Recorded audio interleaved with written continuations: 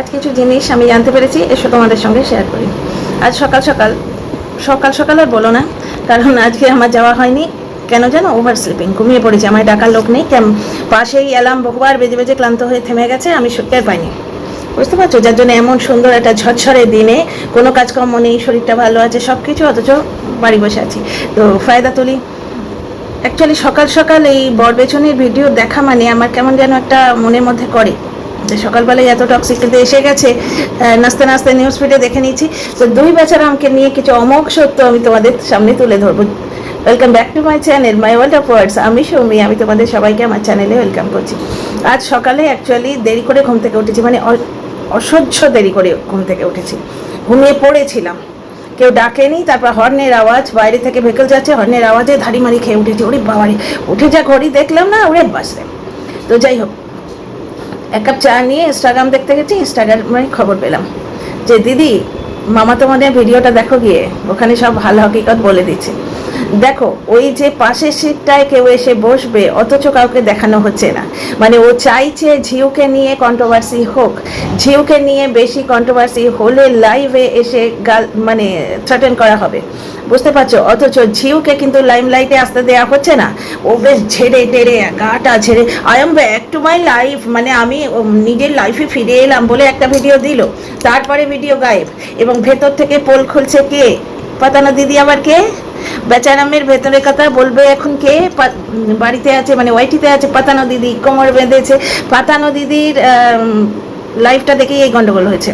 পাতানো দিদির লাইফটা কালকে দেখছিলাম, বেশ পুরোটা দেখিনি, অতটা কি পারা যায়।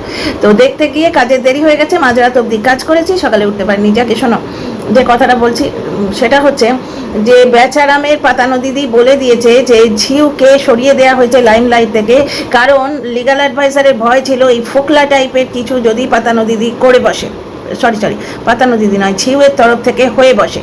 বেচারামের উতাওয়ালাপন, বেচারামের পুরুষত্ব, বউয়ের সঙ্গে কোনোদিন জাগেনি, সেখানে মা বাবা পিসি পিসে সবাইকে নিয়ে বউয়ের সঙ্গে শুতো। এরম উদাহরণ পৃথিবীতে আর কোনো জায়গায় কোনো অ্যাবিউজিভ টক্সিক অত্যাচারী ম্যারেজেও তোমরা পাবে না।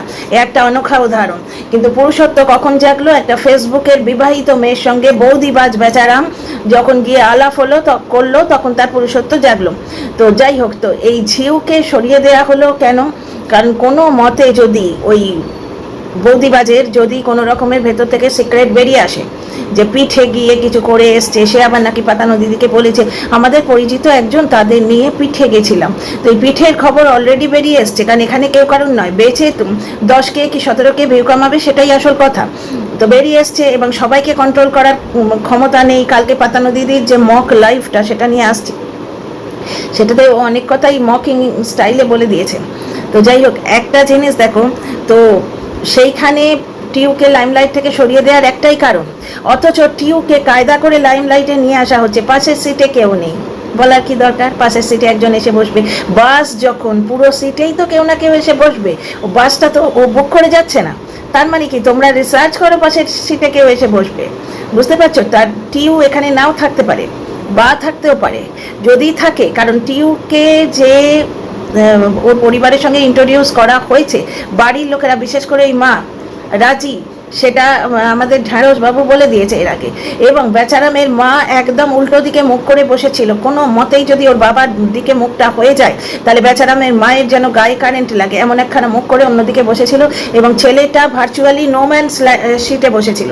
আমি ওই সিটগুলো জানি, ওতে বড় কষ্ট হয়, কারণ ওতে কোনো বাচ্চাটা যে বসেছিল, ওর পেছনে কোনো সিট ছিল না, দুটো সিটে ফাঁকা জায়গাটা, সাইডগুলো ফোটে, ছোট্ট কচি বাচ্চা। বুঝতে পারছো তো?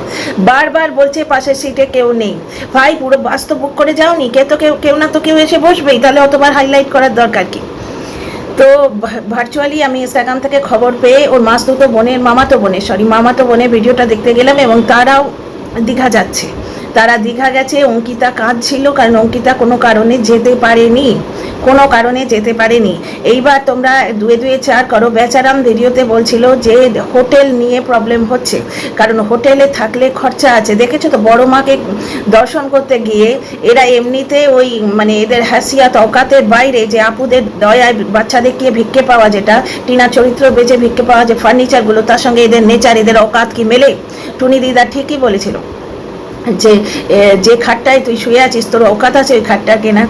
এদের ওই ভিক্ষে পাওয়া জিনিসে যে ব্লগিং করে যেটা যে জায়গাটা যে জিনিসটা দেখায় তার সঙ্গে এদের চরিত্রের কোনো মিল নেই। আজকে ট্রেনে গাদাগাদি করে অতটা রাস্তা দাঁড়িয়ে এলো, যারা বসে আছে তাদের উঠতে বলেছে বেচারা, এবং তারা ওঠেনি বলে লাইভে ভিডিওর কমেন্ট্রিতে পেছন থেকে ভয়েস ওভার দিচ্ছে, সেখানে অভিযোগ করছে যে উঠতে বলেছিলাম তারা উঠবে না, তারা পুরোটা বসে যাবে। একটা জিনিস বলো তো, আজকে বেচারাম ওখানে যদি বসতো, সে যদি প্রথমে সিট পেতো তাহলে সে কি উঠতো? তো যাই হোক, তাহলে ওই বড় মার যাওয়াটাও দেখলে বড় মার কাছে যাওয়াটাও গিয়ে খুব একটা লাভ হচ্ছে বলে মনে হয় না। যে টিনা দিদি শাশুড়িকে বেছে রোজগার করতে আসে বড় মা দর্শনে, তার মনের প্রসারে তা কোনো মতেই কি বড় হচ্ছে? কি কোনো মতেই চরিত্র শুদ্ধ হচ্ছে বা মন প্রসারিত হচ্ছে? তোমরাই বলো না। যে একটা বুড়ি মানুষকে নোংরাভাবে বদনাম করে, সে মদ খায়, সে আরও কি করে, সে নারী পাচার করে, সংসার ভাঙে, অথচ আমরা যেটা লাইভে শুনলাম সেটা হচ্ছে নিপীড়িতা মানুষকে সে বেঁচে থাকার একটা আশা দেখায় টিনার দাদি ঠাম্মা। বুঝতে পারছো? তাহলে এইরকম ভাবে যে রোজগার করে, অন্যর চরিত্র বেছে যে রোজগার করে, বড় মা দর্শন করে তার কি কোনো লাভ হচ্ছে? বড় মা দর্শনের কথাটা আমি তুললাম, ওই লোকাল ট্রেনে গাদাগাদি করে যাওয়া এবং এর ভয়েস ওভার, যে উঠতে বললেই তারা উঠবে না, তারা পুরোটা বসে যাবে। মানে ও এসে দাঁড়িয়েছে, দয়া করে যারা বসে আছে তাদের উঠে ওই বেচারামকে সিট দিতে হবে। বুঝতে পারছো মেন্টালিটিটা? নার্সিসিস্ট মেন্টালিটি এই দুই বেচুরি। তো যাই হোক, ঠিক সেইখানে এইটা আমি কেন তুলছি, এটা থেকে মানসিকতা বুঝবে যে ও দীঘায় কোন ধরনের হোটেল রুম খুঁজছিল। যে হোটেল রুম একদম সি ফেসিং, একদম দেখলেই সমুদ্র দেখা যায়, সেখানে 3,500 করে পার নাইট নেয়, 2,500 করে পার নাইট নেয়। সেই সমস্ত হোটেল রুমেও যাবে না, ও এমন হোটেল রুম নেবে যেখানে রান্না করে খাওয়া যায়। বুঝতে পারছো? এবং হোটেল রুম যখন পাচ্ছে না, ওইখানে যে আত্মীয় স্বজন তাদের সঙ্গে হয়তো যোগাযোগ করেছে, হয়তো মামার বাড়িতে, এই অঙ্কিতার মামার বাড়িতেও যোগাযোগ করেছে, কারণ ও মানুষের পালস বোঝে। এই যে মামাতো বোনে একটা ব্লগার, এ বড় ব্লগারের সঙ্গে খাতির রাখতে চাইবে, আত্মীয় হিসেবে না হোক, ইউটিউবে সুযোগ পাওয়ার জন্য লোকে চায় এটা। টিনার মামার বাড়ির অঞ্চলে ওই যে আরাধ্যার মাকে দেখো, এরা যারাই মানে একটা বড় ব্লগারের কাছে আসতে চায়, প্রমোট করতে পারে নিজের চ্যানেলকে, তাদের সঙ্গে একটা মাখা ভাব রাখতে চায়। যেমন ধরো মারিয়াকে নিয়ে কন্টেন্ট করলে এখন ভিউ হচ্ছে, প্রত্যেকে মারিয়াকে অ্যাটাক করে এখন ভিউ কামাচ্ছে, সুতরাং বরবেচনিও সেটা ট্রাই করলো, কিন্তু মারিয়ার সঙ্গে খুব নরমভাবে যাচ্ছে, মন্দিরার সঙ্গেও নরমভাবে যাচ্ছে, এবং সেখানে ও পুরুষ একটা মহিলা, তো ও সবসময় আশ্রয় করছে স্যান্ডিকে।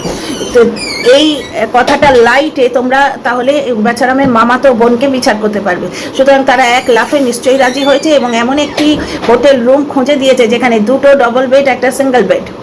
আমার মনে হয় পুরীতে আমি এই জিনিসটা দেখেছিলাম, যে কারণ আমাদের যে গাইড সে জিজ্ঞেস করেছিল যে 2 ধরনের হোটেল রুম পাওয়া যায়।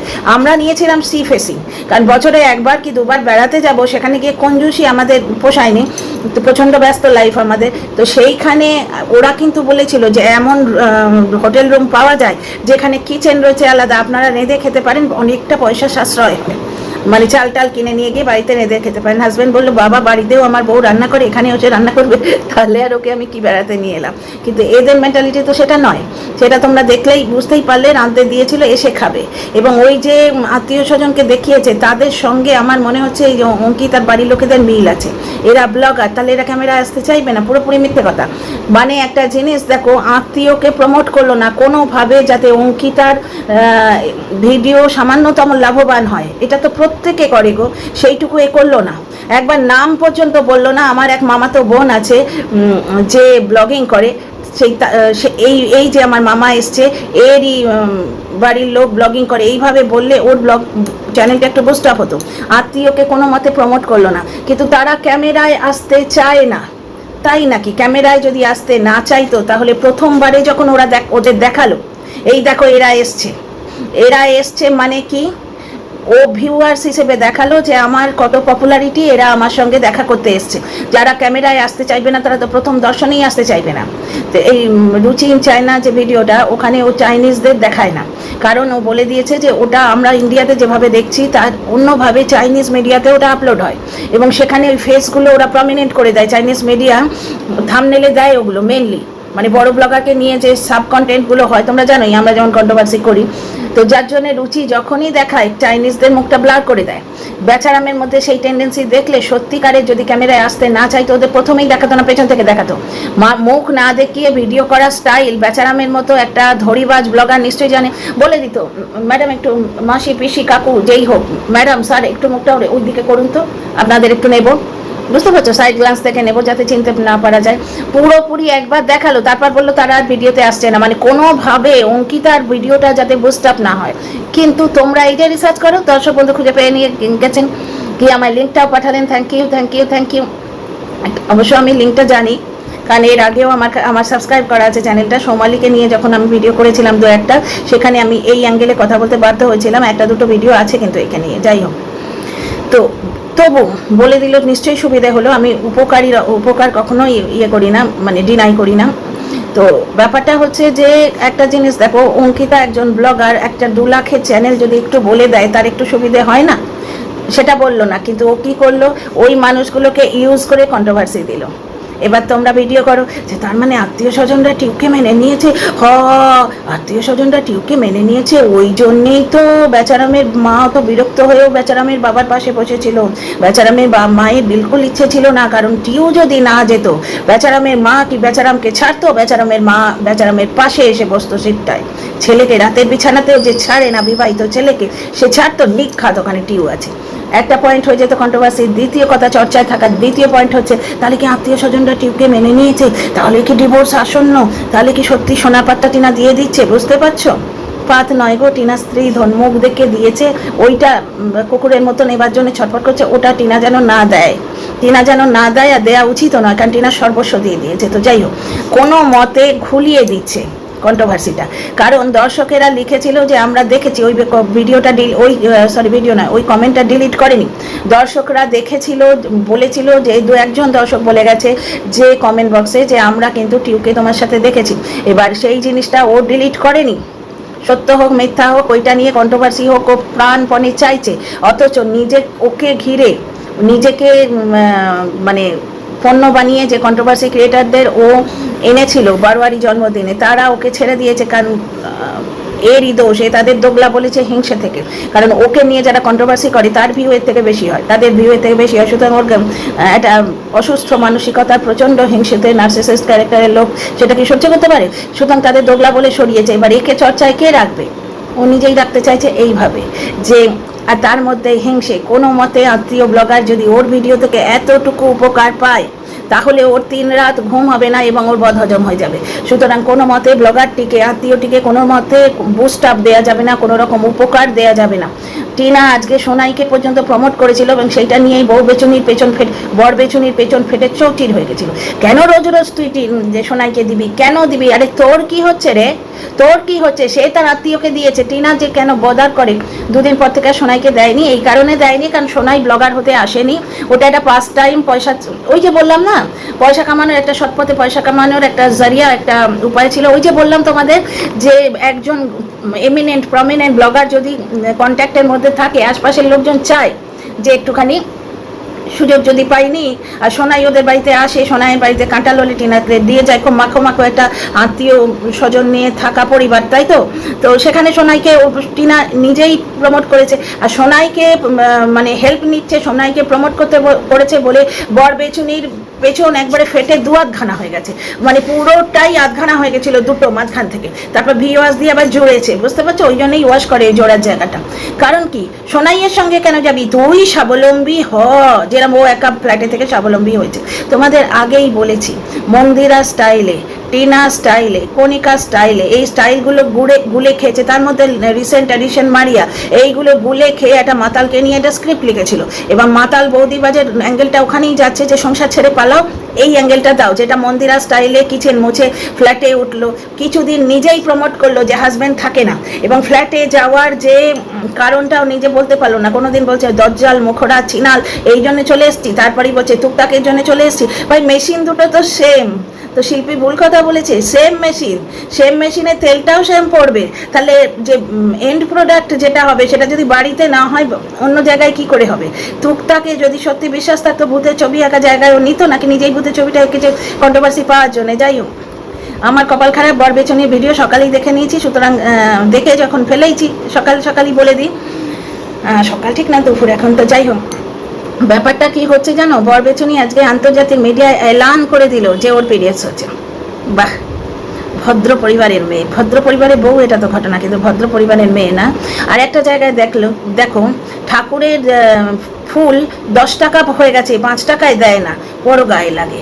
কিন্তু মদের চাট কিনতে গায়ে লাগে না, এইটা আনলে গায়ে লাগে না, পাবে গেলে অন্যরকমভাবে পয়সা খরচ করলে গায়ে লাগে না, উৎপটং ড্রেস কিনতে গায়ে লাগে না, কিন্তু ঠাকুরের কোনো জিনিস দিলে গায়ে লাগে, ঠাকুরের কোনো জিনিসপত্র নিলে ওর গায়ে লাগে। আজকে কি বলছে, প্রদীপটা এমনভাবে রেখে গেছে, ছুঁয়ে ছুঁয়ে পুরো তেলটা পড়বে, মানে কি সেই 2 পয়সা 3 পয়সা পিঁপড়ে পেট টিপে মধু খাওয়াই তো অভ্যেস, ওই জন্য হঠাৎ করে পয়সা আসাতে কি করবে বুঝতে পারছে না। এবং প্রচণ্ড মানে স্বার্থপর মানুষ তো, যে আমার রোজগারের পয়সা যদি একটা দানা আমার বাপ মা বা বর নিয়ে নেয় তাহলে তো বড় কষ্ট হবে। আমি উইক কিনি, আমি ড্রেস কিনি, আমি পেছন দেখিয়ে কন্ট্রোভার্সি দিয়ে রোজগার করেছি, প্যান্টি দেখিয়ে, তাহলে যা কিনবো আমি কিনবো, ভোগ করবো আমি করবো, বুঝতে পারছো, ওই জন্য উইক কিনে অন্য নানা রকম কিছু করছে। আর এর কন্ট্রোভার্সি ভিডিওটা আমি পুরো দেখিনি, একটা লাইন দেখেছি, সেখানে বলছে আমি কল রেকর্ড ছাড়ি কেন, for my self and video self. ব্যাপারটা হচ্ছে ভিডিও সেলফ কথাটার মানে কি, কায়দা করে বললেই, একটা ইঞ্জিরি দিয়ে বললেই কি নোংরামো ঢাকা হয়ে যায়, বুঝতে পারছো? একটা জিনিস দেখো, ভিডিও সেলফ মানে কি, ভিডিওতে ভিউ বেশি হবে, তা কল রেকর্ড ছাড়ে রোজগারের জন্য। মাই সেলফ অ্যান্ড ভিডিও সেলফের কি আছে, ও নিজের বরের কথাও ছেড়ে দেয়, বুঝতে পারছো? টিনা ঘুমের ঘরে একটা সাধারণ কথা বলেছে, সেটাও ছেড়ে দিচ্ছে, অটোওয়ালার কল রেকর্ডও ছেড়ে দেয়, কারণ কল রেকর্ড ওয়ার্ডিংসটা এলেই 2টো ভিউ বেশি হবে। পয়সা রোজগারের নোংরা তালিকা, আজকে ওর পিরিয়ডস হলো, সেটাও আন্তর্জাতিক মিডিয়া এসে বলে দিল। ও আবার বাপ মায়ের শিক্ষা নিয়ে কথা বলছিল, যে আমার বাবা মার এরম শিক্ষা, সুজাতাদিকে আমি কিচ্ছু বলবো না। আগের দিনই বলেছে সুজাতাদির সঙ্গে আমার আর কোনো মানে উপকারী এবং উপকৃত সম্পর্ক নেই, কারণ সুজাতাদির কথা যা বলেছে তাতে ও যা উপকার করেছে সেটা শোধবোধ হয়ে গেছে। ওর বাবা মার কি শিক্ষা ওই জানে, আর ওর বাড়ি থেকে কেউই কিছু বলে না। শাশুড়ি মা নাকি ওকে ফোন করেছিল, সবার কল রেকর্ড ছাড়লি তো, শাশুড়ি মার কল রেকর্ডটা ছাড়লি না কেন রে, কেন ছাড়লি না? সবারটা তো বেচিস, হ্যাঁ? তো যাই হোক, অটো কল নিশ্চয়ই রেকর্ড হয়েছে। তো যাই হোক, ওই যে লোটে ছটকি মাছ দেখালো, তারপরে খাওয়া দাওয়া দেখালো, ওই জামা কাপড়ে, হাত হয়তো ধুয়েছে কি না ধুয়েছে ভগবান জানে, কিন্তু কাপড়টা তো ওই কাপড়ে পুজোর জিনিস ছুঁয়ে দিল। আমি ভাই এইভাবে পুজো আচ্ছা করতে অভ্যস্ত নেই। ব্রাহ্মণ ঘরের মেয়ে, এবং ব্রাহ্মণ ঘরের বউ বলে নয়, প্রত্যেকেই, আমি যে হিন্দু পরিবারকে জানি তারা ছোঁয়াছুঁয়ি মানে, প্রত্যেকটা ধর্ম, মুসলিম বলো খ্রিস্টান বলো, তাদের ধর্মে যা যা নিয়ম আচার বিচার তারা মেনে চলে। এরম নছল্লাকে আমরা দেখি না। আজকে একটু আগে তোমার লোটে মাছ ভাত অমুক তমুক দেখালো, সেই হাতে এনে প্রদীপটাকে ঠিক করে দিল। পুজোর জিনিস ছোঁয়া যায়? আগে যখন আমরা দেশলাই দিয়ে প্রদীপ জ্বালতাম, এখনো তো জ্বালি, আমি ভাই দেশলাই দিয়ে জ্বালি, আমি ওই লাইটারটা পারি না অপারেট করতে। দেশলাই দিয়ে যে প্রদীপ জ্বালি, সেই দেশলাইগুলো আলাদা থাকে না। এখন অন্য কোনো জায়গায় দেশলাই ইউজ হয় না, কারণ এখন অটো ব্যাকআপ রয়েছে, লোডশেডিং হয় না, বলবো না, নজর না লাগে। জেনারেটর আছে, প্লাস যাদের নেই তাদের ইনভার্টার আছে, এখন কোনো প্রয়োজনই হয় না। তবু মাচিস এবং ক্যান্ডেল আমরা রাখি, মানে অপসপরের জন্য, মানে কি বলে ওটা, ব্যাড টাইম, মানে once in a blue moon current off হলে এইটাই প্রবলেম হয়। কারণ আগে যখন লোডশেডিংয়ে আমরা অভ্যস্ত ছিলাম তখন কোনো ব্যাপার ছিল না, বাড়িতে হ্যারিকেন হ্যাজাক, আগেকার দিনে সিনেমা টিনেমায় দেখোনি তো, এগুলো থাকতো। এখন যেহেতু লোডশেডিংটা হয় না, পাওয়ার কাট হলে উইদিন 1 মিনিট কারেন্ট এসে যায়, সুতরাং ও জিনিসগুলো থাকে না। কিন্তু মাচিস ম্যাচ বক্সটা আমরা আলাদা রাখি, ঠাকুরের ম্যাচ বক্স কি ইউজ করি, কারণ রান্না করতে করতে এসে হয়তো, আমি একটা উদাহরণ দিচ্ছি, হয়তো পাওয়ার কাট হয়ে গেল, পেঁয়াজ রান্না করছি, সেই হাতে ঠাকুরের জায়গা ছোবে, তোমরা কেউ ছোবে না, আমি ছোবো। তো যাই হোক, সেটা তোমরা দেখলে। আর মানে অথচ এই যে ভদ্রলোক তৃণভোজী যে ভদ্রলোক, তিনি কিন্তু একটা জিনিস দেখলেন, ওনার পুজো করার হ্যাবিট আছে, ওই জন্য উনি চান করে পুজোটা দিয়ে গেলেন। যার হ্যাবিট থাকে সেটা দেখেই বোঝা যায়। তার মানে ও হাঁপ ছেড়ে বাঁচলো, ওকে আর সকালে আজকে বাসি কাপড়ে ননিকে খাওয়াতে হবে না। পাপ পুণ্য কোনো কিছুরই হিসেব নেই, শুধু আছে মুখ। দর্শকরা নাকি হাঁ করে বসে আছে যাতে ওর মানে পিরিয়ডস হয়, তাতে ওর লোকে জানতে পারে যে ওর সঙ্গে অন্য কোনো মানুষের সঙ্গম হয়নি। 24 দিন একা ছিল। আরে একা কোথায় ছিল, ওর বাবা তো চোখ দিয়ে বসতে বলে সব প্রমাণ করে দিয়েছে। কারণ এটা মানে দোধারি তলোয়ারের মতো, যদি ও একা না থাকে তাহলে ওর বাবা হেসে হেসে এসে রাওয়া খাচ্ছে, এই সমস্ত জিনিসগুলো দেখাচ্ছে, তার মানে ওর বাবাকে ইউজ করে ও কন্ট্রোভার্সি দিল। বাবার ক্যারেক্টারের কোনো পরোয়া নেই, কেউ বললে তাকে স্ট্রাইক দিতে যাবে, ঢেপিকে স্ট্রাইক দিয়েছিল। অ্যাকচুয়ালি 60 গাঁটের বড় লোভের, একে নিয়ে বললে না আমার কথা শেষ হয় না, কারণ এর সম্বন্ধে এত কিছু জানি। 60 গাঁটের ওর বড় লোভ, এবং শার্টগাটের যে চিহ্নগুলো এ বুঝতে পারে, কারণ এ নিজে ওই লাইনে হেঁটেছে। যেমন ঝিম্পার সঙ্গে পার্সোনাল যোগাযোগ আছে, সেটা কিন্তু বলে দিল কায়দা করে, আমি তো এতদিন বলিনি, আর এতদিন বলিসনি তো কি আছে, এখন তো পুরোটাই বলে দিলি। ঝিম্পার ছেলের সঙ্গে, 2 ছেলের সঙ্গে কথা হয়েছে, ভিডিও কলে কথা হয়েছে, পুরোটাই এখনই বা অত ডিটেলে বলার কি দরকার ছিল। সঞ্জয় দার সঙ্গে সঞ্জয় ভাইয়ের সঙ্গে কন্ট্যাক্ট করতে চেয়েছিল, সঙ্গে সঙ্গে ও যাদের পোষ্য ক্রিয়েটার বলে, যারা ওকে নিয়ে পজিটিভ কন্টেন্ট করতো, তাদের বলে দিল সঞ্জয় ভাইকে আর গ্রিল করবে না, কারণ আমাদের ভাব হয়ে গেছে, সাঁটগাঁট হয়ে গেছে। তারপরে তো সঞ্জয় ভাই অন্যদের সঙ্গে, যাদের সঙ্গে সাঁটে গাঁটে ওই ডাস্টবিন ফাস্টবিন, তাদের আগুন লেগে গেল, ব্যাপারটা অন্যদিকে ঘুরে গেল। কিন্তু একে নিয়ে যারা পজিটিভ ক্রিয়েটার যারা রয়েছে তাদেরও ইউজ করতো, যার জন্য এই পোষ্য ক্রিয়েটার বললো, কাউকে সম্মান দিতে জানে না। তো যাই হোক, এই হচ্ছে আজকের ভিডিওটা। কারণ ব্লগিং করার এর কোনো ক্ষমতা নেই। ওই ভাত নিয়ে বসে ভাত চটকাতে মানে এক গাদা ভাত এইটুকু তেল দিয়ে খেয়ে নেয়, ওই চটকাতে খানিকটা কমেন্ট্রি, খাটবে না। মন্দিরা সিঁদুর তোলা, মদ খাওয়া, নকল করবে, অথচ মন্দিরা যে উদয়স্ত খেটে ব্লগিং চ্যানেলটা তুলছে সেটা দেখবে না। তো যাই হোক ডিয়ার ফ্রেন্ডস, ভিডিওটা হয়তো বড় হয়ে গেল, একটু স্পিড বাড়িয়ে দেবো। কেমন লাগলো বলো, 2 বেচুকে নিয়ে এই কথা। See in the next video. সবাই খুব ভালো থেকো, লাইক শেয়ার।